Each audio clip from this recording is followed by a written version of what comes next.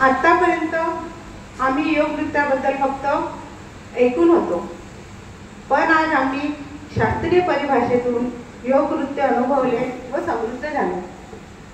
आता सत्र प्रश्नोत्तरांचे. या कार्यक्रमाच्या अनुषंगाने कोणाच्या मनात काही प्रश्न उपस्थित झाले असतील तर ते अतिथींना विचारू शकतात.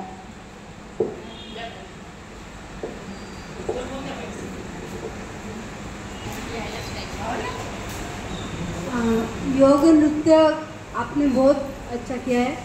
तर योग नृत्य आणि योगा दोन याच्यातला फरक काय? योग नृत्य आणि योग याचा फरक काय? तर योग हे फक्त ताणण्याचा व्यायाम आहे. याच्यात नावामध्ये अर्थ दडलेला आहे. योग नृत्य आता योग शरीर योगाद्वारे ताणण्याचे, त्यामध्ये नृत्याच्या स्टाईलमध्ये शरीर ताणण्याचं असतं, म्हणून त्याला म्हणतात योग नृत्य. आता नृत्य करण्यासाठी म्युझिक पण पाहिजे अर्थात, म्हणून हे संगीताच्या तालावर केलं जाते. संगीताच्या तालावर केला गेल्यामुळे आपण व्यायाम करत आहे त्याची जाणीवच होत नाही. आणि सर्वात महत्त्वाची गोष्ट म्हणजे आपण कुठलीही कृती करताना योगासन करताना आपण इतकं एकाग्र नाही होऊ शकत, पण योग नृत्य करताना संगीत असते, नृत्य असते, त्यामुळे आपलं पूर्ण एकाग्रचित्त होते आणि त्यामुळे त्याचे आपोआप सहजतेने मेडिटेशन होते. मी मगाही शब्द वापरला होता क्रिएटिव्ह मेडिटेशन. आता क्रिएटिव्ह मेडिटेशन म्हणजे काय? साधारणपणे प्रत्येक लोक सांगतात मेडिटेशन करा. मी माझ्या स्वतःच्या अनुभवावरून सांगतो, मी अनेकदा मेडिटेशन करण्याचा प्रयत्न केला, पण मला एकदाही यश मिळालं नाही. 1 मिनिट शांत उभं राहून बसलं तरी दुसरे विचार येतात. पण योग नृत्य असा प्रकार आहे ते कुठली आलं की त्यामध्ये तुमचं मन एकाग्र नसेल तर तुम्ही ती क्रिया करू शकत नाही. यामुळे याच्यात क्रिएटिव्ह मेडिटेशन म्हणतात की कुठल्याही गोष्टीमध्ये होते. तर गाण्यामध्ये गाणं करताना पूर्वीच्या काही आपल्याकडे माझी आई म्हणजे पण जळताना गाणं म्हणायचं. गाणं म्युझिक साथ असली म्हणजे ती आपण करत ही जाणीवच होत नाही. म्हणून हे योग सेशनपेक्षा याच्यामध्ये फक्त एकच फरक आहे की यामध्ये फक्त उभ्याचे योगासन घेतले आहे. बसण्याचे, पोटावरचे, पाठीवरचे योगासन करू शकत नाही आपण. त्या डान्स वॉक पण करू शकत नाही, म्हणून त्यात अंतर्भाव नाही केला. पण याच्यात मुख्य फायदा काय आहे? आपण वॉकिंग करतो, वॉकिंग करताना सुद्धा आपल्या मनात विचार येतात, आपण सायकल चालवताना विचार येतात, पण यात आपोआप म्हणजे मन एकाग्र होते, आपोआप मेडिटेशन होते. वेगळं काही मेडिटेशन करायची मला गरज पडत नाही.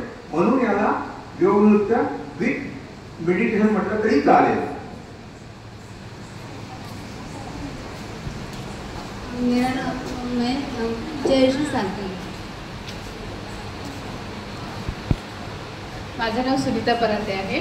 माझ्या दोन्ही पायाची नी रिप्लेसमेंट झालेली आहे. तर ही योग नृत्य मला करता येईल का असा माझा प्रश्न आहे. योग नृत्य करता येऊ शकते, पण ते दोन्ही पायाचे झाले आहे. तर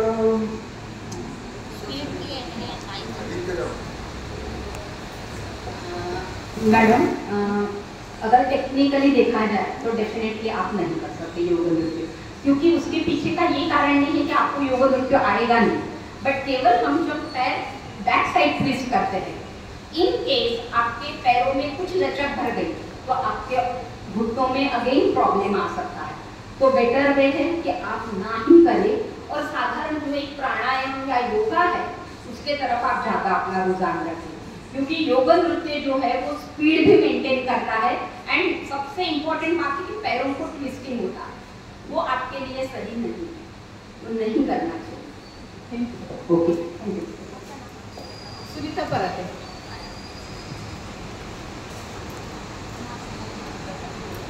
मी रंजना काटकर बोलते. गुडघेदुखी, कंबरदुखी वगैरे असली तर त्यांनी करावं का? हो, निश्चितच त्यांनी करायला काही हरकत नाही, पण त्याचं थोडं लिमिटेशन आहे. खूप जर सिव्हिअर आहे तुम्हाला तर निश्चितच जंप हा प्रकार न करता, जसं मी तुम्हाला पायांचे काही असे अप्समध्ये देण्याचे प्रकार सांगितले, तर ते जम्पिंग न करता केवळ टॅपिंग पॅटर्न मध्ये करा, जेणेकरून तुमच्या पायाला ती स्ट्रेंथ डेव्हलप होईल. त्याच्यानंतर आपण जसं पायाला हे असं पकडून उभं राहिलो ना, ते अतिशय सुंदर आहे स्त्रियांसाठी व्यायाम करण्यासाठी. घुटणे तुमचे दुखत असल्यास निश्चितच काही व्यायाम पायांचे करा, पण ते करत असताना मात्र जम्पिंग हे कम्प्लीट अवॉइड करा. कारण की जम्पिंग हे तुम्हाला पुन्हा ते लेगामेंट्स वगैरे जे आहेत, तिथे डॉक्टर्स असेल, आमचे सर पण आहेत, त्यांना याबद्दल जास्ती माहिती असेल.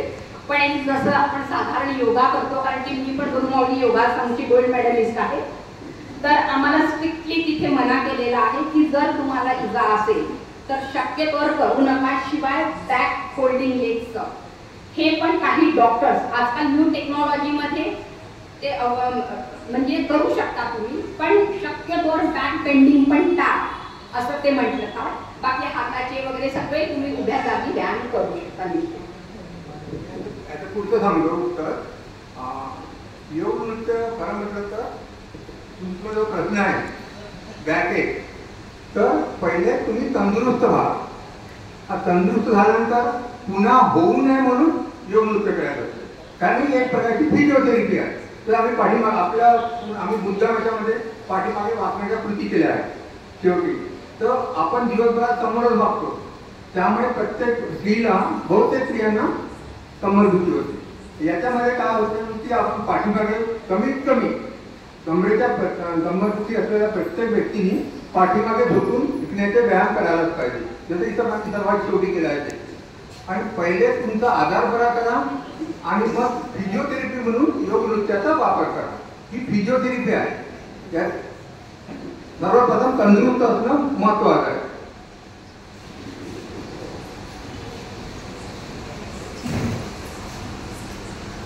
योग नृत्यामुळे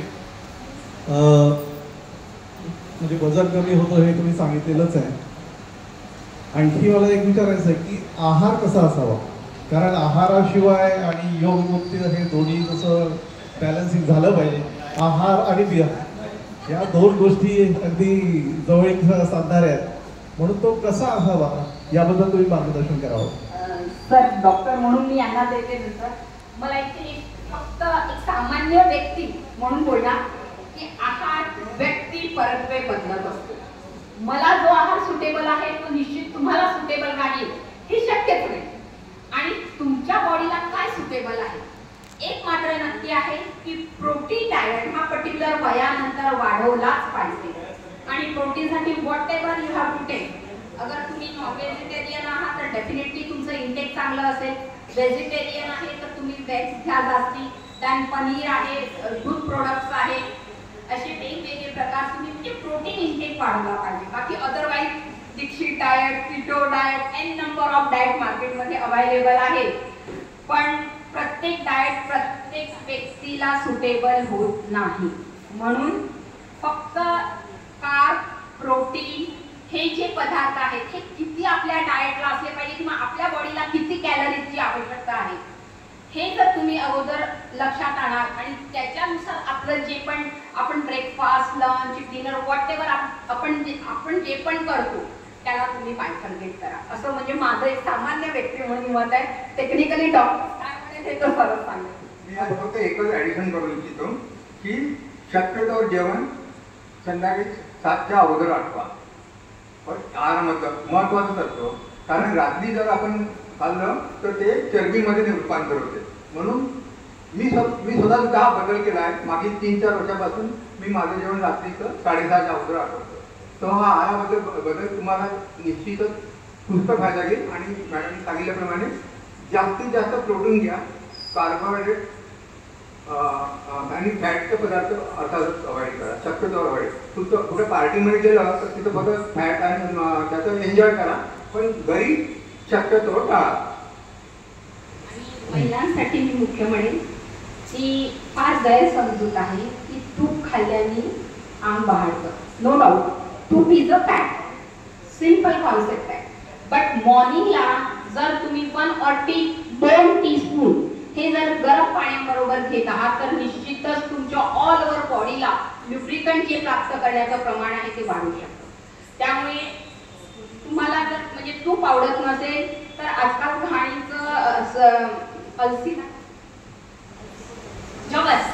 जवसाचं तेल बनवून घ्या, पण ते कोमट पाण्याबरोबर किंवा गरम पाण्याबरोबर अर्ली मॉर्निंग घ्या. फर्स्ट ड्रिंक जे घेतलं तरीही चालेल. आणि तुपाचा मात्र निश्चित तुमच्या जेवणामध्ये सहभाग करा. खूप खूप आवश्यक आहे ते. कमीत कमी 2 टीस्पून. कारण की मी आता नुकतंच काही दिवसापूर्वी एक अमेरिकाचे ऑर्थोपेडिक सर्जन होते, ते सांगत होते की मी प्रत्येक जेवणामध्ये तूप घेतो, प्रत्येक जेवणात. पण ते तूपही कॅलरी मध्ये काउंट करतो. मग माझ्या जेवणामध्ये बाकी जर कॅलरीज आहे तर निश्चित मी ते स्किप करतो. म्हणजे एकंदरीत काय आहे की आपण जेवण घेत असताना आपल्या जीवनातील एकूण कॅलरी, म्हणजे आपली जी थाळी आहे त्या थाळीतलं कॅलरीचं, प्रोटीनचं, कार्बचं प्रमाण किती आहे याचं तुम्हाला लक्ष देणं अत्यंत आवश्यक आहे. कारण डॉक्टर